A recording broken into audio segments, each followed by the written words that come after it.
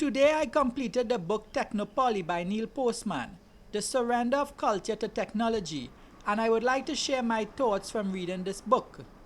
The book I got from For the Love of Reading had character, all spotted and tanned pages.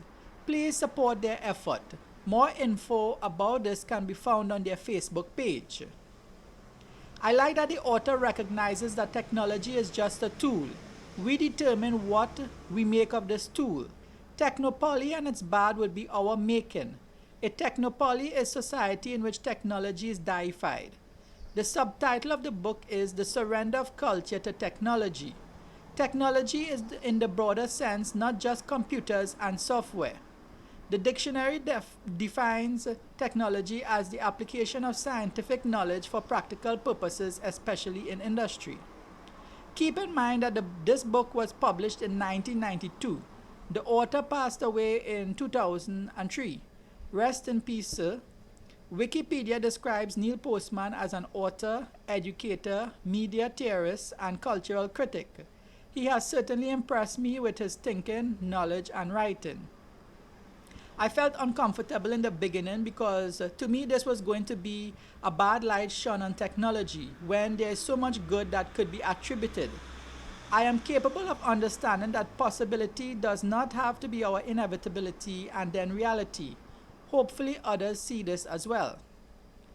Diversity of thought is important, and I can read this even if it made me uncomfortable at first. By chapter 4, I was understanding the position of the author and seeing the value in his thinking. By the ending, I realized that the book was about us and less about technology. Does technology control us, or do we control technology?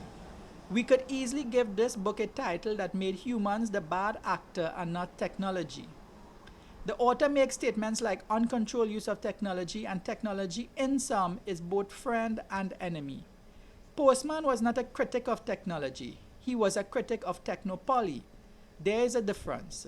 The author does a good job of defending why he has taken this position. He sees himself as balancing the discussion, which he did in my case. I can be easily called a technophile, and I am still able to understand his position. I would describe the book as well written and well thought out, an easy read. The author was articulate. The book had my attention from the start.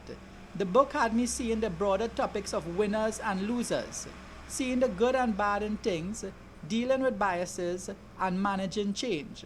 And these can be applied to many areas of life. Then there is managing a world of competing interests. With or without technology, we have to deal with these. I am glad that I came across this book. I want to be open-minded. I want to be in the group of persons that are inclusive and that looks at all sides of the equation. The author gave me a lot of good food for thought. The wisdom of change is that we can gain some things, but we also lose some things. Some interesting words that I am taking away from this book are aphorism, animism, Luddite, technocracy, giantism, reductionism, verisimilitude, imprimatur, rarity, laity, anthropomorphism.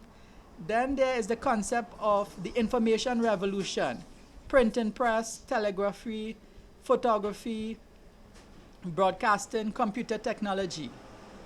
The book provides much wisdom outside of agreeing with his overall position. He had to make sub-points that could stand on their own and not just as defense of his position. In my thinking on the question of ultimate source of moral authority, I would look at it this way. What is our collective main goal? Is it comfort and well-being for all without infringing on each other's rights? We can have a source, but then what about the narrative, as the author wrote about? I really like this book. So much aha moments. I give it a 10 out of 10 and would recommend it as good food for thought. Makes me wonder how I would have received this book back in 1992 when I was now entering secondary school. A young person with no adult responsibilities and whose primary purpose for good formal education was getting a good job to make a living. The question the book leaves me with is this: what is the solution? And my response would be this: decide what is not wanted, a technocracy or technopoly or whatever. Decide what is wanted, a democracy. What is the narrative and aim of a democracy, and how can technology help us achieve our goals? We control technology and not the other way around. Apply this thinking to my current function as a technology blogger.